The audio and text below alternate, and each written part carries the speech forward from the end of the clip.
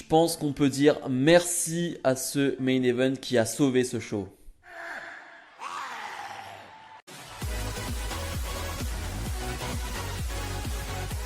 Et bonjour à tous, on se retrouve aujourd'hui pour les résultats de Raw du 18 octobre 2021. Charlotte Flair, la championne de Raw, ouvre le show avec une promo que je trouve totalement inutile. Vraiment, la promo ne sert à rien. Elle nous rappelle que ce soir, elle doit défendre son titre de championne de Raw face à Bianca Belair. Et voilà, elle trouve ça injuste, elle dit qu'il y a une conspiration autour d'elle, qu'on ne veut pas qu'elle soit championne, et pourtant c'est la plus grande championne de l'histoire, c'est la plus grande superstar féminine de l'histoire, en tout cas la plus décorée. Finalement, Bianca Belair va arriver, va lui dire, mais voilà, de toute façon, you don't go even here, c'est-à-dire tu n'as rien à faire ici, tu n'es même plus ici, de toute façon, tu vas du côté de SmackDown, parce que Charlotte voulait des vrais adieux, voilà, c'est la dernière fois qu'elle est du côté de Raw, et elle voulait des vrais adieux pour cette grande championne qu'elle est, et finalement elle ne l'a pas. Le public va vraiment bien huer Charlotte pour le coup, mais du coup je comprends pas l'intérêt parce qu'on sait que les deux vont s'affronter ce soir. Ça va un peu nulle part cette promo, c'est à dire que vraiment il n'y a pas de but. Bianca Belair fait une bonne promo, mais ok, d'accord, finalement les deux vont essayer de se bagarrer entre guillemets, et c'est tout. Ça va se terminer là-dessus. On sait que voilà, elles vont s'affronter plus tard dans la soirée, mais c'est tout. Donc j'ai trouvé le segment assez inutile, vraiment assez sans intérêt. Demi-finale du tournoi King of the Ring, Xavier Woods fait face à Jinder Mahal. On rappelle que Finn Balor est déjà en finale, donc voilà. C'était juste le dernier match avant la finale, un match qui me faisait peur parce que de 1, je m'attendais à un match assez pourri pour être honnête, mais finalement le match est bon. Vraiment, c'est un bon match. Je trouve que c'est pas mal. Jinder Mahal fait bien le boulot. Xavier Woods en tant que babyface qui revient dans le combat après les dominations de Jinder Mahal, c'est pas mal. Franchement, je m'ennuie pas. Alors, ça ne va pas durer très longtemps. Je crois presque 10 minutes, un peu moins. Je crois qu'il y a une pub pendant le combat. Mais c'est ce qu'il fallait. Voilà, franchement, très honnêtement, je m'attendais à pire. Donc, je vais pas me plaindre, clairement pas. Et deuxièmement, j'avais peur d'une chose, c'était le résultat final du combat. Et finalement, tant mieux, Xavier Woods va remporter ce match. Clean en plus, pas d'intervention, pas de roll-up, pas quoi que ce soit. Non, un vrai finish avec un vrai tombé 1, 2, 3. Voilà, exactement ce qu'il fallait. Pour une fois, la WWE ne fait pas n'importe quoi. Et c'est tant mieux. Donc la finale qui aura lieu donc à Crown Jewel en Arabie Saoudite ce jeudi sera Xavier Woods face à Finn Balor. Un match que j'attends énormément, que j'avais pronostiqué. Donc déjà, j'ai juste sur un prono. C'est très rare que j'ai juste sur un prono. Mais voilà, je suis très content finalement parce qu'on a eu un plutôt beau combat et je trouve que c'est le bon gagnant.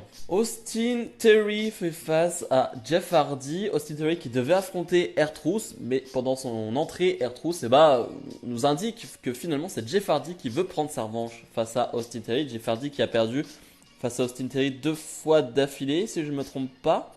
Non, une fois, pardon. La première fois c'était juste une attaque de Austin Theory. Match de 5 minutes qui est plutôt sympa. Voilà, ça dure peut-être un peu moins de 5 minutes, je dirais. Donc la notion du temps, je ne l'ai plus. Mais c'est sympathique pendant 5 minutes et finalement, ça ne va pas durer plus longtemps parce que Austin Theory va l'emporter.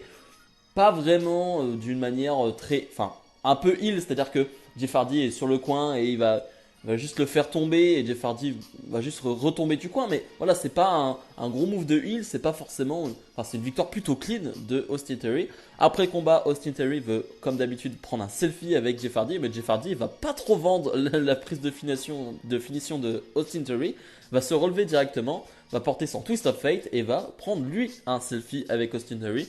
Voilà, on continue cette feud, j'imagine que ça va continuer un petit moment. Pour le moment, c'est Austin Theory qui remporte les combats, mais Jeff Hardy, pour une fois, sort vainqueur de ce segment. Big E, le champion de la WWE, fait équipe avec Drew McIntyre, donc son adversaire à Crown Jewel. Et là, aujourd'hui, ils font face à Robert Roode et Dolph Ziggler, donc un match qu'on a déjà eu il y a 2 semaines. Et là aussi, je ne comprends pas l'intérêt de ce match, l'utilité de ce combat. C'est-à-dire que la semaine dernière, Drew McIntyre et Big E se sont vraiment bagarrés, s'en sont mis plein la gueule. Parce que voilà, ça ne s'entendait plus. Et là, cette semaine, ils font équipe, ils font table rase du passé, ils oublient ce qui s'est passé la semaine dernière, et font équipe. Alors, et en plus, il y a quelques tensions pendant le combat, voilà, où ils font pas le tag, mais c'est pas non plus incroyable. Et finalement, c'est une vraie équipe, c'est-à-dire que vraiment, ils vont bosser en équipe. Il n'y a pas d'intervention malsaine ou quoi que ce soit, c'est juste une équipe. Donc vraiment aucun intérêt. Le combat est bon, voilà, t'as que des bons catcheurs, donc ça reste un bon combat. Mais je comprends pas l'intérêt et ouais, je déteste déjà cette feud de est-ce qu'ils peuvent coexister, hein, le côté on fait équipe, ah là là, mais finalement on doit s'affronter, donc c'est un peu tendu entre nous deux. Déjà je déteste ça. Mais bref, finalement Biggie va donner la victoire à son équipe. Après le combat on se dit ah peut-être que ça va repartir, peut-être qu'ils vont enfin, ils vont encore se bagarrer. Bah non, ça serrage de main et c'est tout. Voilà, donc je trouve que match assez inutile. Bien évidemment, j'attends ce combat jeudi hein, parce que ça peut être un très bon combat. Mais l'histoire de A à Z pour moi est loupée. RK Bro fait face aux Street Profits. Alors, sur le papier, je me dis très bien, ça va être excellent. Mais j'ai aussi un problème, c'est que les Street Profits ont été draftés hein, du côté de Raw. Donc c'est un combat qu'on va voir très souvent, j'imagine, Street Profits contre RK Bro.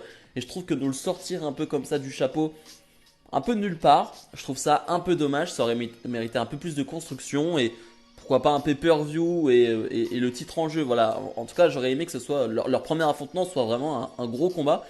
Mais voilà, si j'enlève ça, si je mets ça de côté, ça reste un excellent combat. Vraiment, tu sens que voilà, parce qu'ils vont s'affronter à nouveau, bien évidemment, mais tu sens que ça va être du très très lourd. S'ils s'affrontent en pay-per-view, qu'on leur laisse un peu de temps, ça va être un excellent combat, ça fonctionne très bien. Riddle, moi j'ai un enchaînement de début de combat en tête avec Riddle Orton qui travaille très bien en équipe, avec un Riddle qui a fait son moonsault, mais Montesford arrive au dernier moment et fait lui aussi son dive. Bref, c'était très très cool. Et pendant tout le combat, ça va être très très fun. Jusqu'au moment où c'est pas plus mal. AJ Styles va intervenir, donc disqualification, pas de gagnant. Enfin, si, je crois qu'il attaque Orton en premier, donc victoire pour RK Bro par disqualification. Mais AJ Styles et Omos qui vont s'en prendre au Street Profit aussi, hein, donc tout le monde va prendre cher. Mais c'est pas plus mal, voilà, pas vraiment de réel gagnant, pas de réelle fin pour ce combat et c'est pas plus mal pour leur premier combat. Comme je le disais, j'espère vraiment qu'il y aura une vraie fin, voilà, et j'espère surtout qu'il y aura une vraie fin ce jeudi entre RK Bro et AJ Styles et Omos. Que voilà, ce sera la fin de la feud, qu'on n'en parle plus, peu importe le gagnant, hein, moi j'espère que ce sera RK Bro, mais voilà, qu'on ne les voit plus s'affronter parce que ça commence à être un peu trop long. Demi-finale du tournoi Queen's Crown, on retrouve Shayna Baszler face à Doudrop, un match que j'attendais vraiment parce que premier gros test pour Shayna Baszler face à un très bel adversaire qui est Doudrop, je me disais allez c'est cool, on va enfin avoir un vrai bon combat, et finalement voilà, dans la lignée de ce tournoi Queen's Crown, c'est-à-dire que ça dure 2 minutes, c'est plutôt cool pendant 2 minutes, je me dis c'est pas mal, t'as une Shayna Baszler qui essaie vraiment de porter sa prise de soumission, mais une Doudrop qui arrive à s'en sortir, donc ça peut être intéressant sur la durée du match, mais durée d'un match qui va durer 3 minutes, voilà, parce que finalement Shayna Baszler va se faire surprendre d'une manière tellement débile, elle a l'air tellement débile Shayna Baszler. Shayna Baszler porte donc sa prise de soumission au sol et Doudrop va juste la retourner, 1, 2, 3, un tombé un peu à l'arrache. Et Doudrop se qualifie pour la finale de du Queen's Crown. Voilà, donc ce tournoi est une blague de A à Z. Hein. On fera un bilan bien évidemment ce jeudi hein, après la finale. Mais là quand même, à chaque fois je me dis ils peuvent se rattraper. Voilà, ils ont un match pour se rattraper, ils peuvent le faire. Allez, non, non, ils en ont vraiment rien à faire. Et au moins ils le prouvent. Hein. C'est-à-dire qu'ils font pas semblant. C'est-à-dire qu'ils font pas un oh les fans ils ont pas aimé. Bon allez, on leur fait un combat de 10 minutes. Non, non, ils sont sur leur ligne directrice depuis le début. On s'en fiche de ce tournoi, on fait des combats de 3 minutes. Et peu importe ce que pensent les gens. Finn Balor fait face à Mace.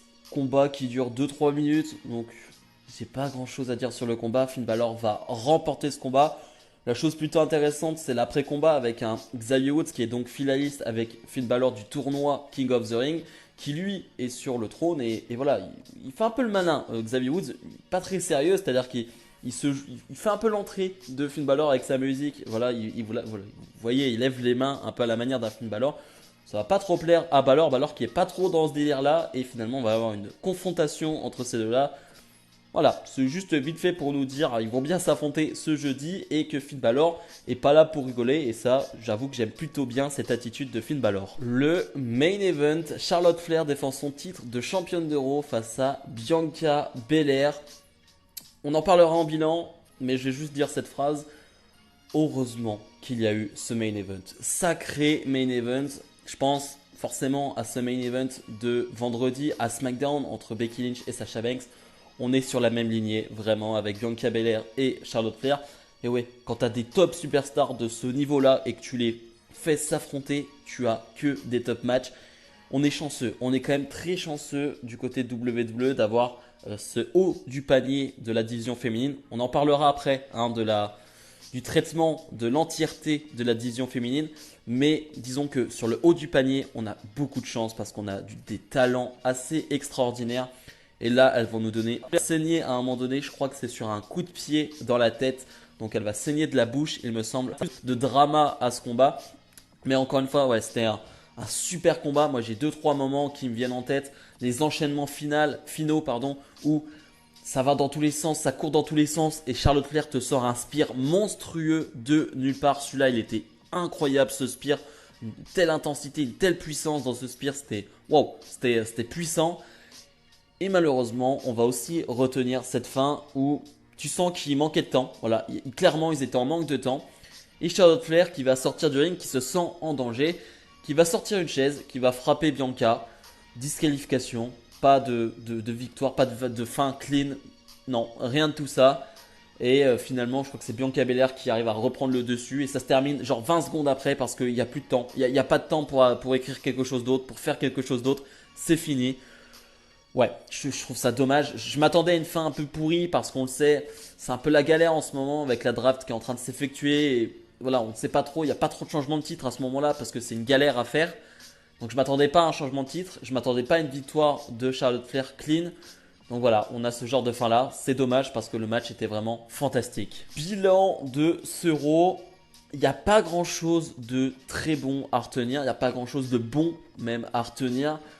Je vais retenir le main event, comme je l'ai dit dans l'intro, dans le main event. Il n'y a que ça à retenir vraiment, réellement, parce que finalement, ok, Xavier Woods est en finale, c'est bien. Shayna Baszler perd en 2 minutes. Voilà, tu as des promos qui sont assez inutiles. Tu as beaucoup de vidéos récap, bien évidemment, pour Crunchyroll, hein, parce que c'est ce jeudi. Donc, oui, on les connaît, les shows-là, ils sont pas tous très intéressants. C'est beaucoup de récap sur ce qui s'est passé, sur les histoires qui se sont déroulées. Ok, mais le reste, c'était le néant. Vraiment, c'est le néant des matchs de 3 minutes. Beaucoup de disqualifications, beaucoup de fausses fins. C'est trop. C'est vraiment trop et c'est pas agréable. Et ouais, heureusement qu'il y a ce main event qui est excellent. Vraiment, c'est un excellent main event avec une fin atroce. Bien évidemment, la fin est atroce. Mais heureusement qu'il y a ce main event quand même. Si je dois donner une note, on va être à 5, 4,5, 5 parce que je relève le niveau je relève la note avec ce main event qui quand même mérite d'être là, mérite d'être présent et mérite d'être bien noté. Sinon le reste, vraiment, c'était pas loin de l'enfer.